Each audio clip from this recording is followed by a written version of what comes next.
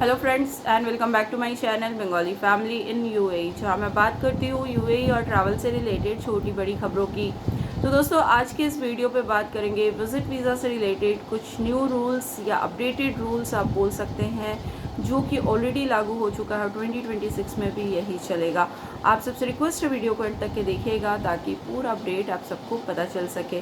तो दोस्तों, 2026 यानी कि 2026 में अगर आपको यूएई आना है, विजिट वीज़ा पे आने का प्लान कर रहे हैं, तो ये सारी चीज़ें आपको जानना ज़रूरी है। बहुत लोग नए हैं चैनल में, वो लोग भी पूछ रहे हैं कि दुबई का या यूएई का विजिट वीज़ा में चाहिए, क्या क्या डॉक्यूमेंट्स की ज़रूरत है, कैसे जा सकते हैं। तो डिटेल्स में मैं आपको बता रही हूँ। सबसे पहला डॉक्यूमेंट आपका जो है वो सही होना चाहिए, ठीक है। फेक डॉक्यूमेंट्स आपको अटैच नहीं करना है, वरना वीज़ा रिजेक्ट हो जाएगा। इतना मतलब पहले होता था ऐसा, लेकिन अब नहीं हो रहा है। फेक डॉक्यूमेंट से वीज़ा आपको नहीं मिलेगा। सबसे पहली चीज़ है आपको पासपोर्ट, ठीक है। आपका पासपोर्ट जो है एटलीस्ट 6 मंथ्स वैलिड होना चाहिए। एटलीस्ट मैं बोल रही हूँ, अगर उससे कम का है तो पहले अपना पासपोर्ट रिन्यू करवाइए, उसके बाद आप विजिट वीज़ा अप्लाई कराइए, नहीं तो वीज़ा नहीं आएगा, ठीक है। बेटर है रिन्यू करवा लीजिए पासपोर्ट। उसके बाद पासपोर्ट की जो कॉपी आप दे रहे हैं वो फ्रंट पेज भी होना चाहिए, बैक पेज भी होना चाहिए। साथ में जो एडिशनल आपको देना है वो आपको देना है कवर पेज।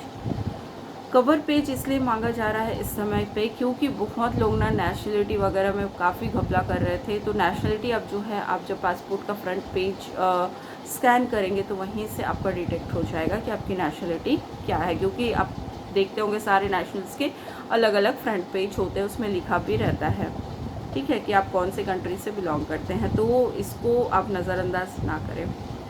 ये तीनों चीज़ हो गया पासपोर्ट से रिलेटेड। देन आता है फ़ोटोग्राफ आपका हाई मेगापिक्सल में खींचा हुआ होना चाहिए। मोबाइल कैमरा से लेके प्रिंट करा लिए वो फ़ोटो मत दीजिए, वीज़ा रिजेक्ट हो जाएगा।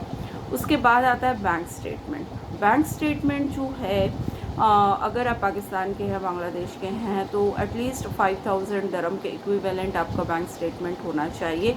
और वो एक ही बार में नहीं होना चाहिए, बल्कि एटलीस्ट 6 मंथ्स के लिए मेंटेन्ड बैंक स्टेटमेंट होना चाहिए आपका। मेंटेन्ड बैंक स्टेटमेंट यानी आप वीज़ा अप्लाई करा रहे हैं, आप कहीं से उधार ले आए, किसी से ले आए, 2 लाख रुपए आप जमा करवा दिए, ठीक है। अचानक से आपके बैंक में 2 लाख रुपए आ जाता है और तभी आप 3-4 दिन में वीज़ा अप्लाई, ऐसे में नहीं होगा। मेंटेन्ड होना चाहिए एटलीस्ट 6 मंथ्स के लिए।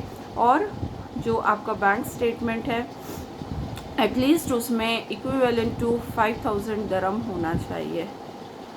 उसके बाद आते हैं ये सारे डॉक्यूमेंट्स आप देकर जो है अपना वीज़ा अप्लाई करवाएंगे।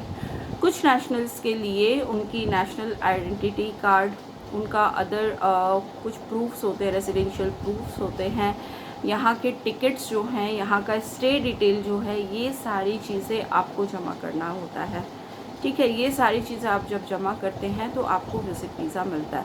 विज़िट वीज़ा की जो वैलिडिटी होती है वो 60 डेज़ की होती है, यानी कि जिस दिन आपको वीज़ा इशू होगा उसके 60 दिन के अंदर अंदर आपको यूएई के लिए आना मैंडेटरी है। उसके बाद जो है वो एक्सपायर हो जाएगा, वो वीज़ा किसी काम का नहीं होगा।